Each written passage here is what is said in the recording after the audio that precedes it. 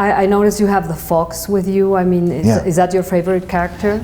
Well, he's my traveling companion. He goes with me to all the premieres, and this is actually the model that we created. This was a reference model. So when the character was designed by Peter de Sèvres, and then we had model makers build this as a reference for the modelers and the animators. Why The Little Prince? Why did you want to do this film? Well, initially when I was asked if I wanted to make this film, I said no, just to be upfront about it, because the book is so precious. It's so important emotionally. People really connect to it. I was very connected to the book. Those are all the reasons why I said no. Ultimately, those are also the reasons why I said yes. There's such incredible connections to the book, and the book has created had such an effect on people's lives that I really saw the opportunity to make this movie a cinematic equivalent, or an attempt to be a cinematic equivalent to the experience that people have when they read the book. So it's much more than the book. The book is bigger than the words on the page at this point, you know. And I thought this was an incredible opportunity to pay tribute to that powerful experience that people can have with the book. Every time you read it, it's different. Every stage of your life, you get something different out of it. Then when I was asked if I wanted to make this film, you know, I was remembering all those experiences with the book, and I went back to the book and I read it again, and it was entirely different again.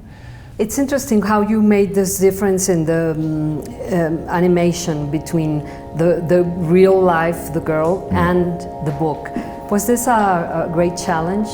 It was. It was actually one of the things I love most about the film, and it was one of the biggest ideas I had early on. I really felt that I was asked if I wanted to make a big animated CG movie of The Little Prince, and right away I sort of felt like I didn't think that the CG animation technique would be able to get to the heart of the creativity and the pure poetry of the book. So that's when I started to develop the idea of using CG for the wraparound, for reality, and then to use stop motion as the imagination of the child, the world of the Little Prince, this very separate other universe. And it was incredibly challenging to have those two universes live together. And it was crazy. Everybody said, okay, I love the idea of two techniques, but how's it gonna work?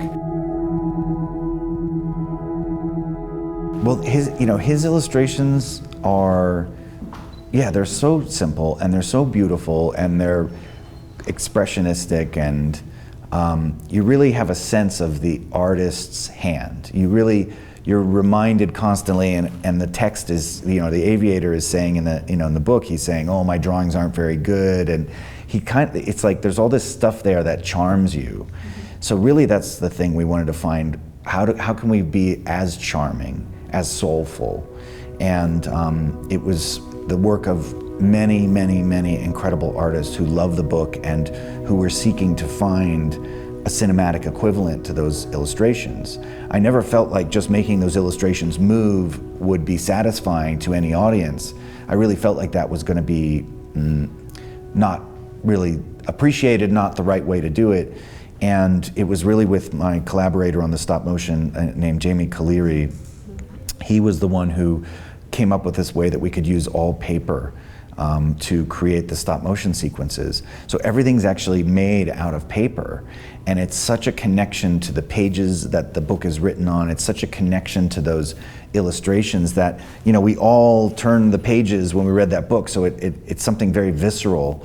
And I'm really, really amazed at the look that Jamie and his team, what they came up with. It's really